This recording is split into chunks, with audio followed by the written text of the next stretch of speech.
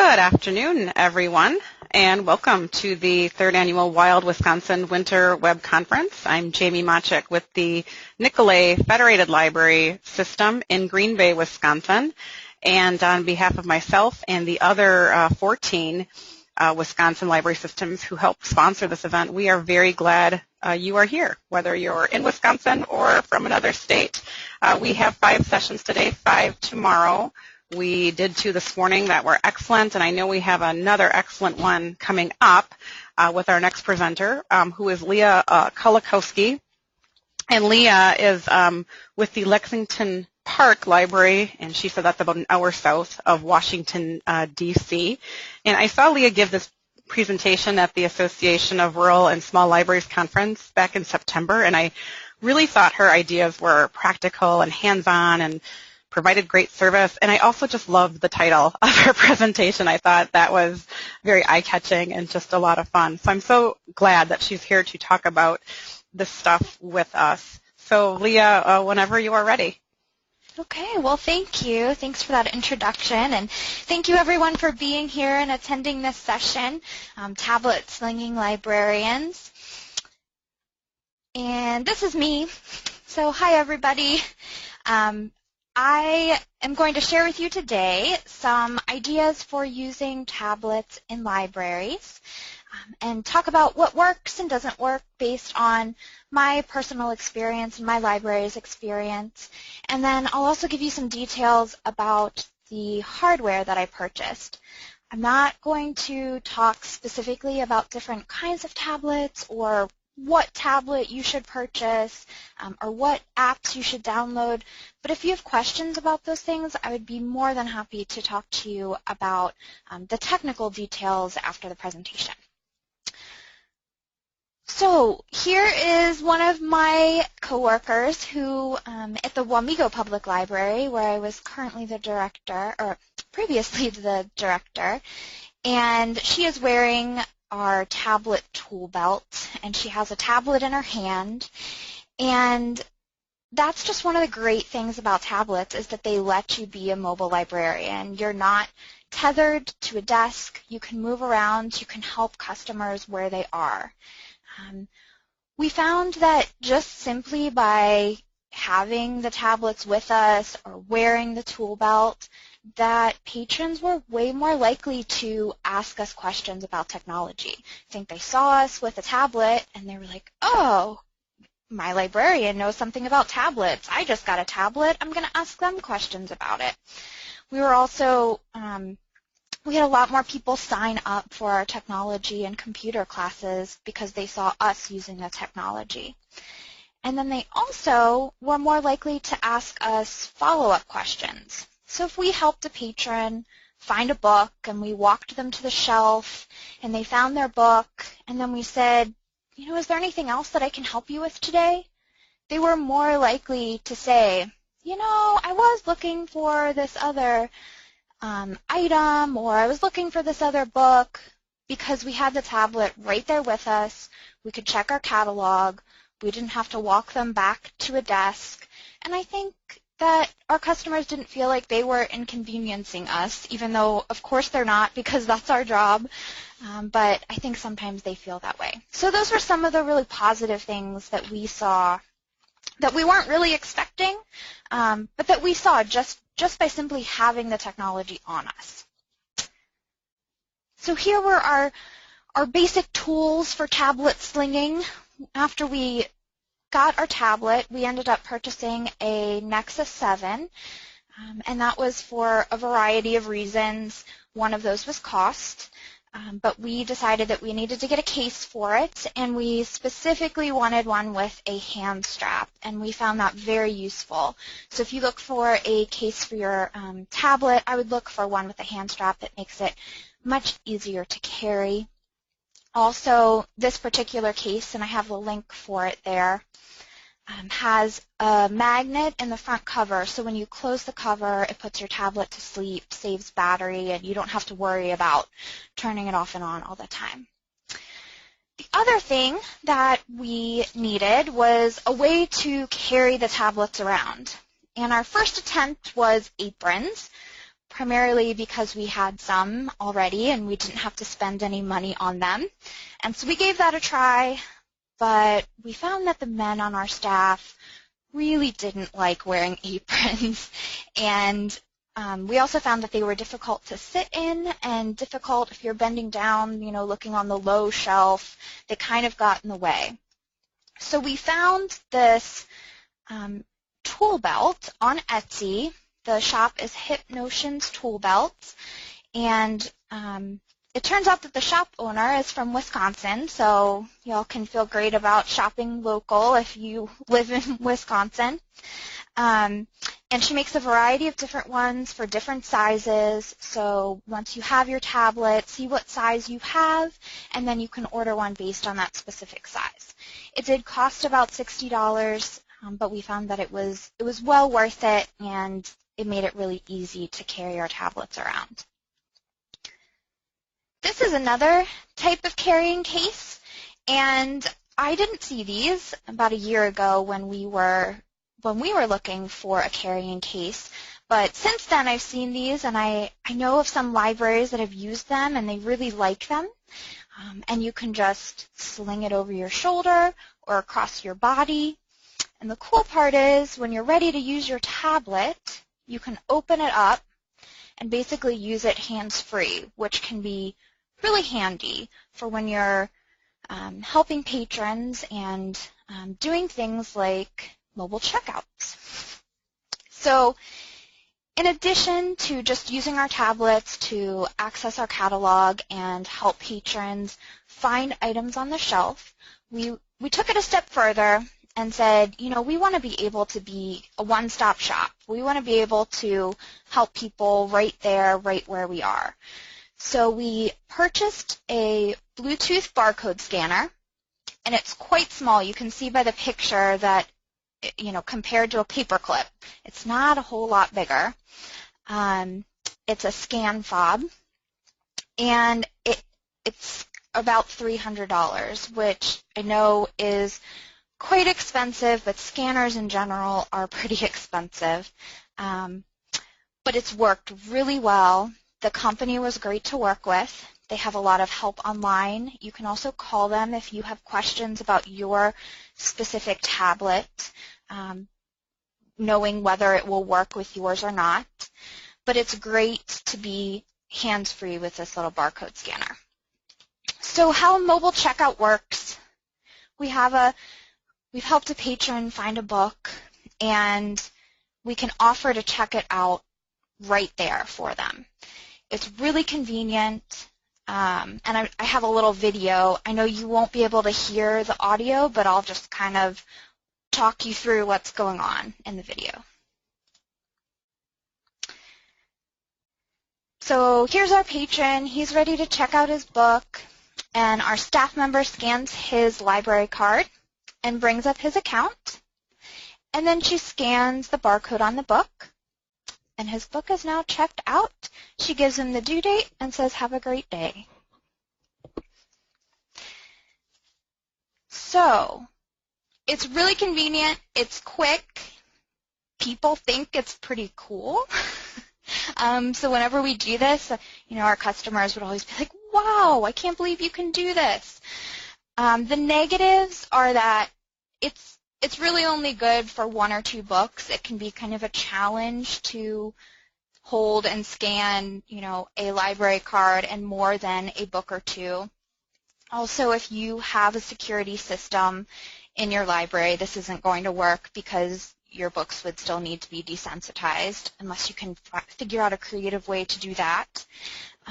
Leah? And then yes. Sorry, I'm just interrupting because I think this is timely. Yes. So do you have RFID tags on your books? No, okay. We don't. Yeah, so you're not using any kind of security strip or anything? We don't on our books. That's what I was saying. If you do, that would certainly add another step that they would need to have their books desensitized. Okay, yeah. Thank you. Yes, thanks.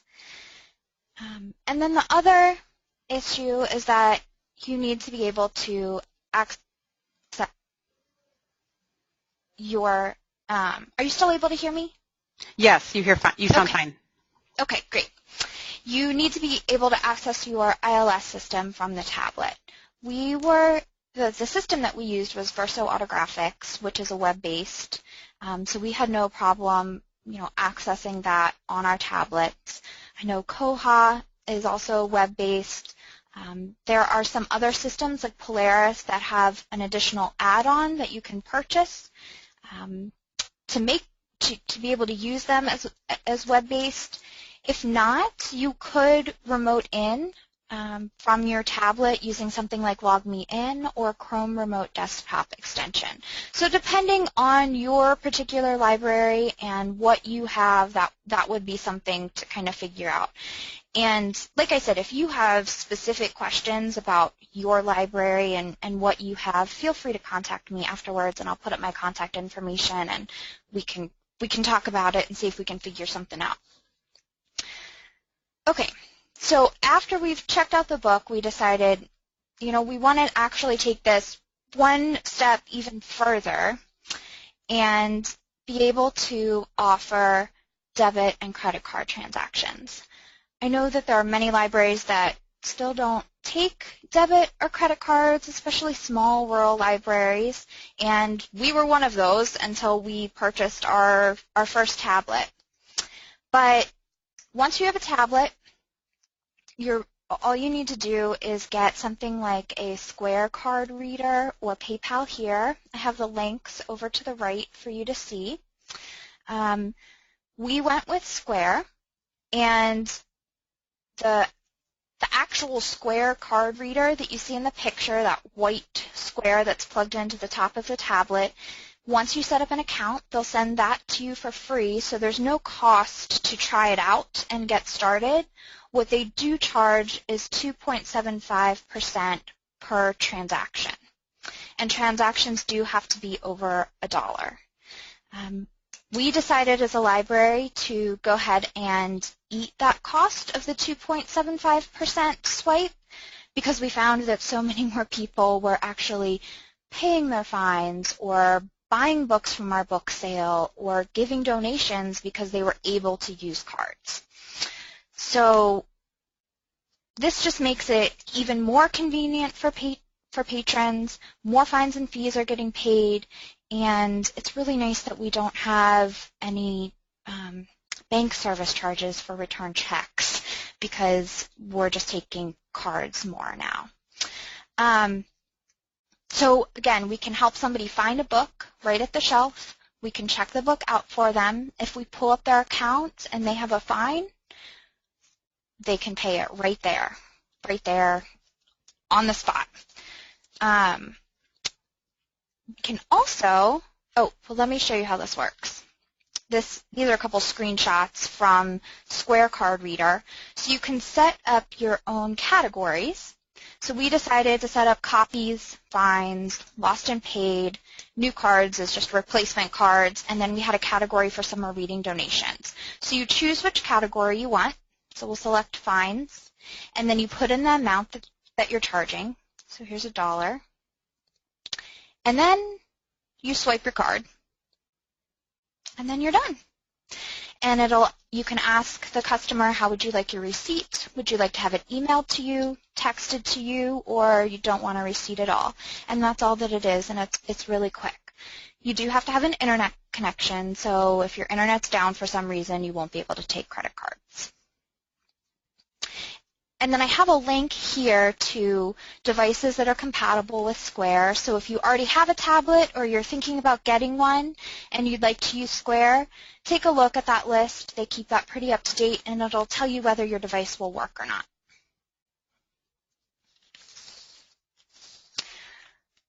Okay, so this is just one more thing that we can do. I think I mentioned that we had a lot of people interested in signing up for computer classes or technology classes once they saw us using the technology.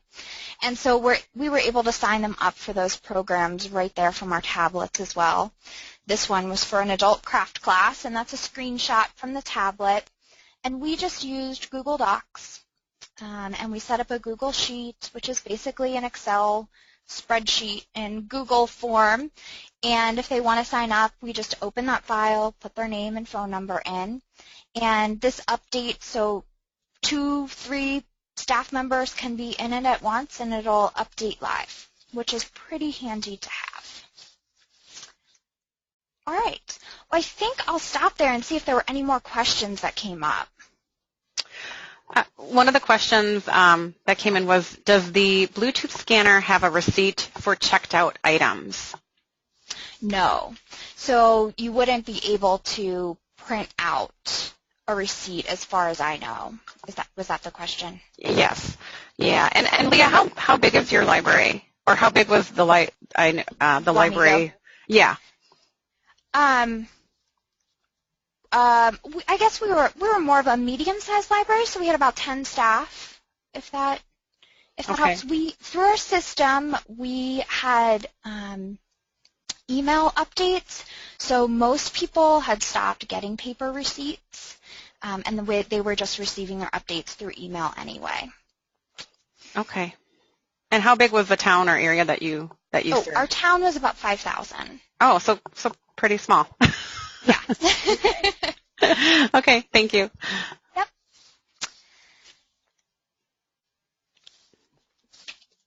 And that's all I have for now. Okay, great. Thanks.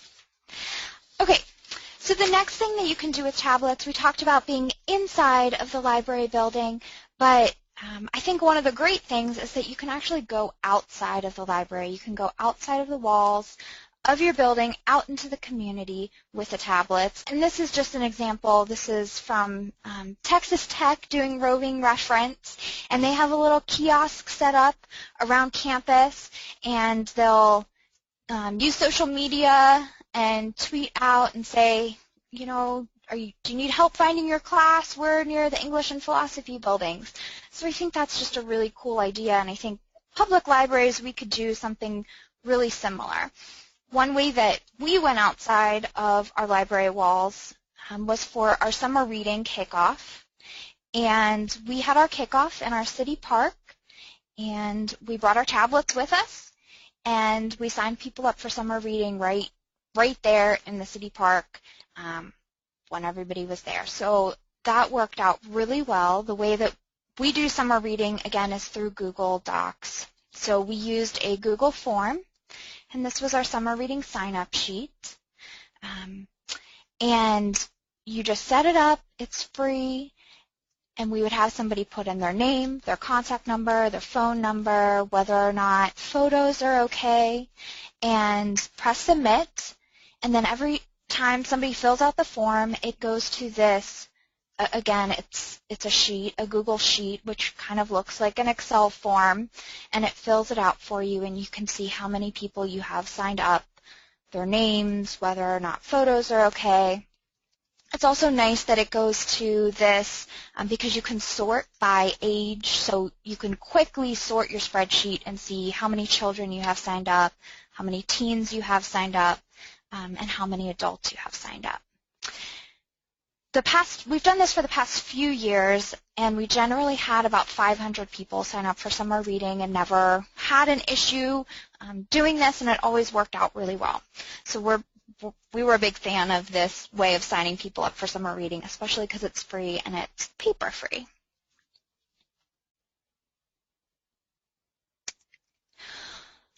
We also used a tablet as a lookup catalog computer in our children's room.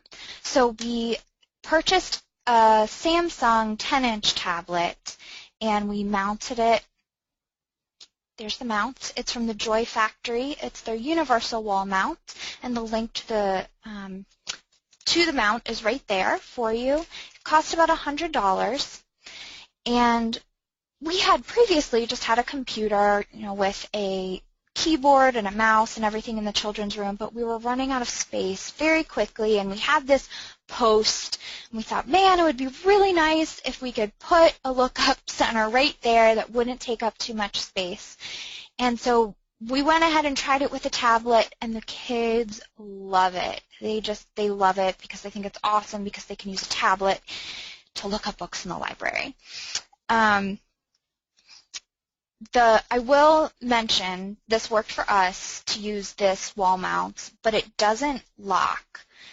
I don't know if you can see, it's kind of hard to see in the picture, but there are some tabs on the back that you can twist to take the tablet out. What we did is we took those tabs off and we just replaced them with hex nuts, so that if somebody came in and they wanted to take the tablet, they would need to come in with a tool and unscrew all 6 of them to be able to take it off of the wall. But if you're in a bigger area, you might want to look for one that does lock. If you have an iPad, it's pretty easy to find a locking one. So just some notes on this. You do need somewhere to be able to plug it in. We didn't have an outlet immediately available, but we had one installed directly in the ceiling right above the tablet. It cost about $100 to have it installed. And then you just have to remember to charge it every night.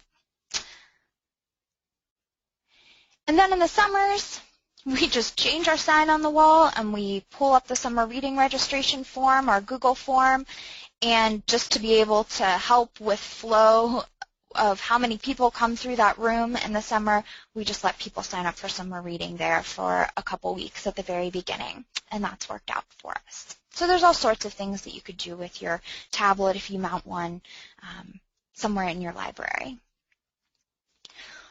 One of the really cool things that the kids particularly liked was that as a tablet, you can do a voice search.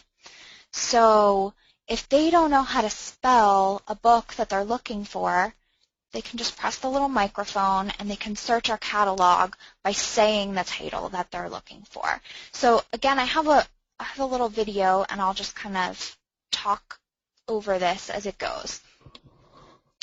So I'm just clicking search and clicking the microphone, and I said Franklin and search, and it should bring up some Franklin books in our catalog. And we had it set to come up to, show the book covers. And so we had a lot of young children that wanted to be independent but couldn't type and spell yet, that were able to start searching for their books at a younger age, and plus they just think it's neat and they get excited about trying to find things in the library, which is always a plus.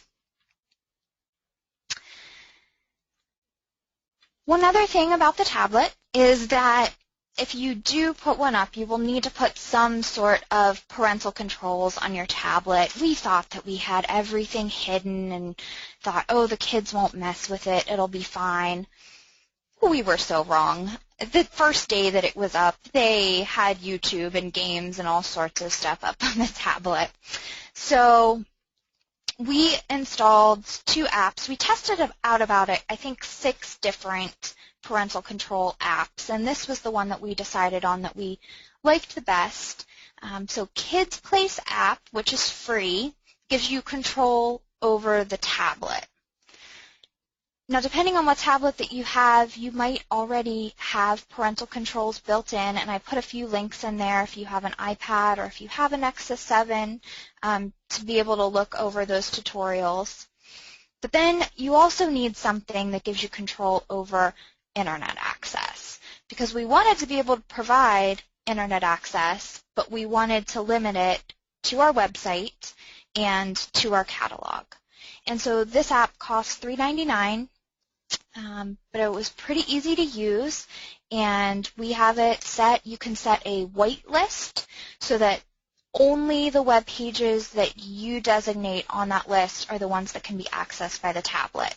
And it's been up for about a year, and I don't think anyone's cracked it yet, so I think it's working really well. I did a short blog post about the KidSafe browser with some screenshots if you want some more information about that, and the link is there underneath for you. All right. Were there any other questions so far? Yeah, we have quite a few, so I'm glad you asked, Leah. And this might be going back a bit. How are payments made on the tablet cleared from the patron's record?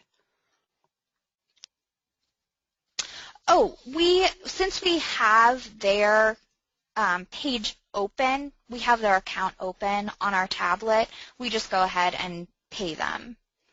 Because typically if we're paying their fines from a tablet, it's because they've given us their card, and we've scanned it, and we have their account up. So we just do all of that at the same time. Okay. And the feature with the voice recognition on the tablet, did that come with the tablet, or is that something your vendor for your catalog provided?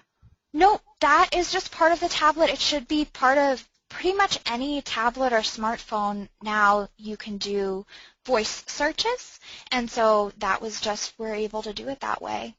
Great. And then Joe asks, this might be jumping the gun a bit, but did you get rid of your reference desktop computers once you had your tablets? No, we didn't get rid of, our library was actually small enough that our reference and circulation desk are the same. But we did cut it down quite a bit. So we had this huge desk that kind of wrapped around, and we really got it down to just a small standing desk area with enough for 2 computers. Great. So it makes us more mobile even when we are at that front desk to be able to come out from behind it easily. Great. And finally, do you shop sales at certain times of year to get deals on these tablets, or do you just have a go-to vendor? Deals, yeah, no. Shop sales, shop deals. We did not buy all of this at once. So we bought a tablet here, and then another tablet later. Some people gave us donations, so we probably throughout a year, and we also received some grant money. So yeah, I got the best prices that I could, and a lot of it came from Amazon, honestly, because they had good prices, and just over time we were able to purchase the equipment. Okay, great. That's all for now. Thank you. Okay. All right, so I just have a couple more things. One is music. And for this, we primarily use it for story time, for our story time programs, but it's great if you're doing outreach somewhere. So if you're going to a school, if you're doing story time at your branch, or we've taken it outside, again, into our park, and it's really handy to have a speaker with you. So you're able to connect your tablet to a Bluetooth speaker. The one that we purchased was $300. It was expensive. It is on the high end. I do have the link to it there. It's really nice. It works fabulously. If you go on Amazon and you search Bluetooth speakers, there are ones that are as low as $30. I don't know how they work, but you can certainly find one for a better price. We happen to have some gift and memorial money from a parent, and so we were able to purchase the speaker. But basically, you just turn Bluetooth on your tablet, press a button on the top of the speaker, they connect, and then you can move around with your tablet and have your speaker in one spot. It makes doing story time and playing music throughout story time really easy. You're not, again, connected by a wire. You don't have to walk over to, a certain area and find something. You can just have it right there with you. You can either download music onto your tablet directly, or, if you just want to play music, you can also stream through any of your favorite ways that you stream music. So we had a Pandora account, and sometimes, during a holiday program or just an adult craft program, we would just stream some music during those programs as well. It's easy, it's quick, it's great for taking places. One thing, again, you have to make sure if you get a speaker like we did that requires it to be charged, that you remember to plug it in and charge it. Gosh, I think those were probably our biggest problems. Remember to keep the tablet charged and keep the speaker charged. But we really love the speaker, and it's been great, again, for making us mobile. Storytime apps. So this was another way that we used our tablets. We have a TV in our meeting room, and so we were able to download apps onto our tablet and then cast those onto our TV during story times, during other programs. So you can do that a number of ways. If you have Apple products, if you have iPads, you can use an Apple TV to do that. An Apple TV costs about $99. We used a Chromecast since we had Android tablets, and a Chromecast I think is running about $30 now. Not too expensive. And I believe that Chromecast is also compatible with Apple and iPad as well. So you can give either one a try. I've used both. I like both. Here's a picture of one of our staff members with the tablet, and there's our TV. And so what she does is she just opens the app on her tablet, and then you click the Chromecast item, so I mean once you have Chromecast set up, and then it casts whatever is showing on your tablet screen onto the TV. So here she's pulled up this Peekaboo Vehicles app and has cast it onto the screen. And this makes it really easy to use during story time. If you're sitting down and you're sitting somewhere, you can move around with it. And of course, the screen is nice and big for the kids. And this, I'll just mention, this is one of our favorite apps. It makes the sound of a vehicle, so it'll have a siren, and then the kids will have to guess what the vehicle is, and then the clouds part, and you see that it's a fire truck, and they love it. There's a whole series of these Peekaboo apps. So if you are somebody who's doing children's programs, I would highly recommend them. They do cost a couple dollars, but they are certainly worth it. And I think it's fun when you're doing a program to have a different format. It keeps their attention, and it's really nice to use it in place of doing a flannel board or something like that. Okay. And then inventory. This was something that was really unexpected. We weren't expecting to use our tablets to do this, but it's probably became one of our favorite things that we use the tablets for. So we didn't have to buy anything for this, which was really nice. We already had our tablet, and we already had our Bluetooth barcode scanner from when we were doing our mobile checkouts. And all you do is you pull up your inventory screen on your tablet, and then you can go right down the line and scan your books. So again, I've got a little video, and it just kind of shows you how quickly you can scan each book as you go. Leah, talk about how the size of your collection and how long it took you to do this, because I think you mentioned this at the conference, and the audience was just amazed. So we were able to do our audio section, which had about 2,000 audiobooks in it, and it took a total of 20 minutes to inventory our whole section. So, you know, we had been putting a laptop on a cart with a barcode scanner connected to it, and we thought, you know, that was fine, but this is so much faster. So for our whole audiobook section, I don't think we ever had to move the tablet. It was just connected to that barcode scanner the whole time. So we could just go right up and down the shelves, up and down the roads, the whole section without stopping. And it was really, really wonderful. Again, this works best if your ILS system is web-based, like ours was, so we were able to do that. But look into your system. You might be able to just scan into WordPad or into a text file, and then you can upload your inventory file.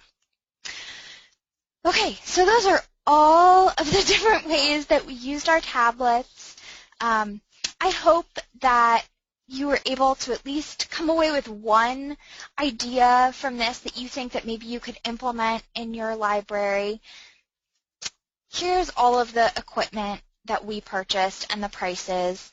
When you look at that, I think it comes close to $1,300, which may seem really overwhelming. But like I said, we didn't purchase this all at once. We got it in bits and pieces based on what we really wanted to do. And then as we did things, we got more excited about it, and our patrons got excited about it. And we were able to purchase that speaker with donation money and with some other things. So if you can come away with one idea that you think that you could do, I would be thrilled with that. And like I said, if you have any specific questions about how to do this in your library, or what's going to work, what's not going to work, I don't know all the answers. I kind of just figured this out along the way, but I'd be happy to talk it through with you. So I guess were there any final questions or any other questions about? Yes. Yes. Okay. And I do just want to mention that the links that Leah is sharing are all live. Her slides are actually uploaded on our site. They should be uploaded now. So if you go to her slides on our webpage under the recording tab, you can click on those as well if you want to take a closer look. So Kimberly asks, do you have a different children's interface for your OPAC? No, we don't. We did when we first got the tablet and started, but it's been updated since then, and it no longer has one. So I guess we had both ways. Okay, great. Was there any reluctance on the part of staff to use these, and how did training happen? So I think there was a little bit at first because it's new, and it's something new that you have to learn. But we started really slow. So, and one of the big selling points was being able to take credit cards and debit cards, because that was something that had just been requested by our customers so often. And having that $1 limit, that was great. If somebody needed to pay for something under $1, they could usually, scrape up the money somewhere. Right. But otherwise, so I think starting out, just by being able to, offer that service, staff was excited about that part. And then we got more used to the tablets, and we kind of added on slowly as we went. Okay. And excitement kind of built. Also, we didn't require anyone to go out and do roving reference for a certain hour or a certain period of time. We didn't really require that. We just kind of asked people to wear the tool belt and wear the tablets. And if somebody asked, or if you were in a situation where it was handy to use it, then you used it. And that kind of worked out really well. Great. As a follow-up to that, Sarah asks, do you have to be very tech-savvy to use the Bluetooth barcode scanner, such as loading programs or setting it up? No. You hesitated. I hesitated a little bit. It's not the easiest thing in the world, but if you're able to set up a regular barcode scanner, it's not really any different. Also, they have a lot of help guides on their website, and you can also call them. So if you get stuck, they will provide you some help, which is nice. But I'm trying to think, we didn't really have any trouble setting it up. So I don't know if that really answers your question, but you do not need to be super techy to be able to set up the Bluetooth barcode scanner. And how many tablets does your library own now? We ended up purchasing 2 Nexus 7s and then the one mounted tablet, which was the 10-inch Samsung. And I think I forgot to mention this, but if you were going to go with a mounted tablet for a catalog or to mount somewhere, I wouldn't go any smaller than a 10-inch. it just makes it a lot easier for the public to use. But for the ones that we kept on us, the 7-inch worked out well. Okay, so you use Nexus and Samsung. Mm-hmm. Okay, and then how many gigs of memory are on the tablets? Do you know? We did not go with the larger memory, so I think 16 on the Nexus, because we weren't actually saving a lot onto the tablets. Most everything that we were doing was web-based. So accessing our Google Docs, they're saved on the cloud. Our autographics to be able to access our catalog and everything was web-based. So we made that decision for us, knowing how we were going to be using it and knowing that we weren't going to need a lot of memory. Okay. And what ILS are you using that allows tablet compatibility as far as checking out inventory and that sort of thing? So the system that we had, and this was in Kansas at the Wamego Public Library, we used, it's Verso Autographics. And I haven't personally tried other systems, but I know other people have and have had luck, remoting in and things like that and being able to access their system. Sure. Okay. So for outreach, do you have a hotspot for Wi-Fi connection, or do you have data plans for the devices? Like, any recommendations for mobile outreach, like when you were at, the summer reading sign up, or, when you're doing that in the city park, that kind of thing? Good question. We were lucky enough that we were able to have Wi-Fi access in our city park, or our city. As long as you were a member, you were able to access their Wi-Fi. Also, when we took our tablets, even just outside of our library, our library's Wi-Fi, as long as we were right outside of the building, we could still connect. A couple of times when we went places, we had, and I hate to even say this, but I had my phone with me and I would just turn it on as a hotspot. So if you have, I know, if you we won't have a phone, don't tell on me, please. But if you have any sort of device at your library, so if you have a phone or a tablet that has a data plan, not everything needs to be on that. You could take one with you and turn it on as your hotspot to be able to connect your others, to the internet. The other thing that you can do is you can buy a hotspot, and they're not that expensive. So if you know that you're going to be going to, a big event, you can just buy one that's not connected to any plan. I can't think of the company's name right now, but if somebody wants to know later, ask me and I will come up with it for you. But you don't need to already be signed up with, one of the big services to be able to purchase a hotspot. Great.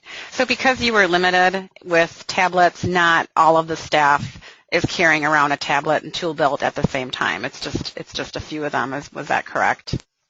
Yes. So we would only have 2 people with the tablets at once. Okay.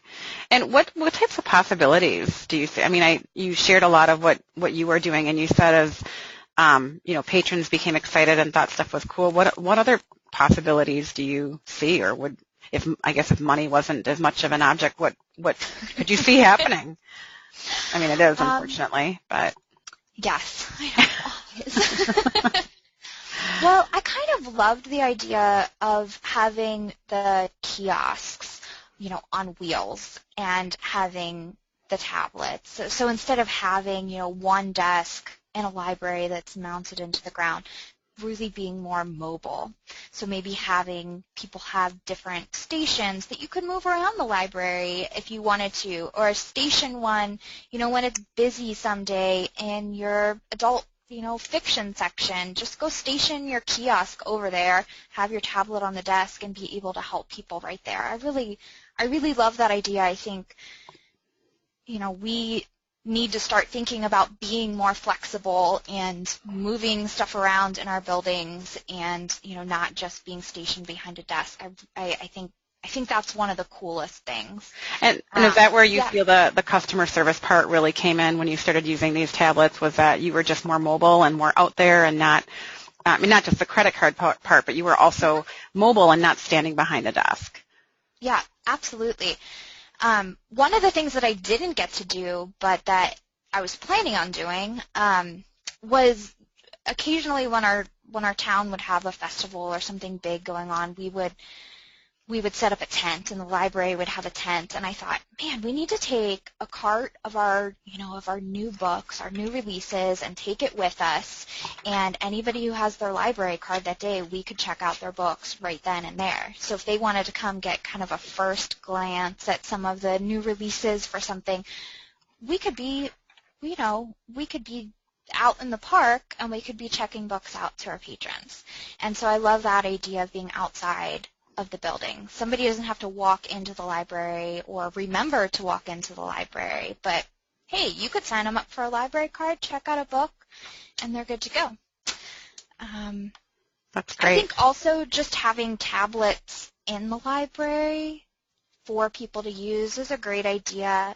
We were only able to get the one tablet in our children's room, and we specifically wanted to use that as a catalog computer, but the kids loved it for playing games on, and so I think we would have eventually wanted to get another one. But I love the idea of doing the voice search for kids who aren't spelling yet. Yes. I could see where that would come in really handy. Yes, that was a fun discovery. Great. That wasn't something that we had planned on, but that was a discovery. You find things out along the way. But sometimes those are the best discoveries when you're not planning on it. So the last question, Leah, and I'm asking this of all of our speakers, what do you find most exciting about working in libraries right now, or what do you see as possibly something exciting happening for the future?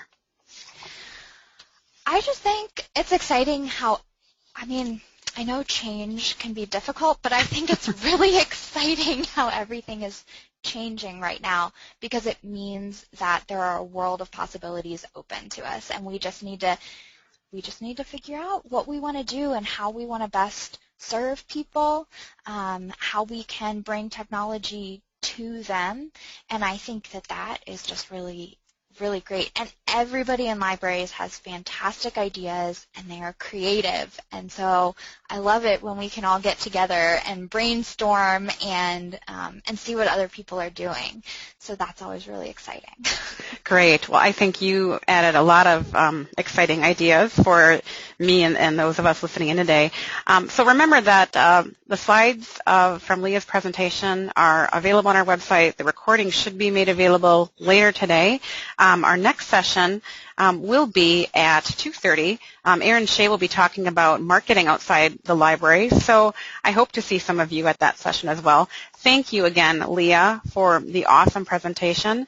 Thanks to all of you for participating in the great questions that you asked. That was just terrific. So I hope to see you in another session, and if not, thanks for participating. So long.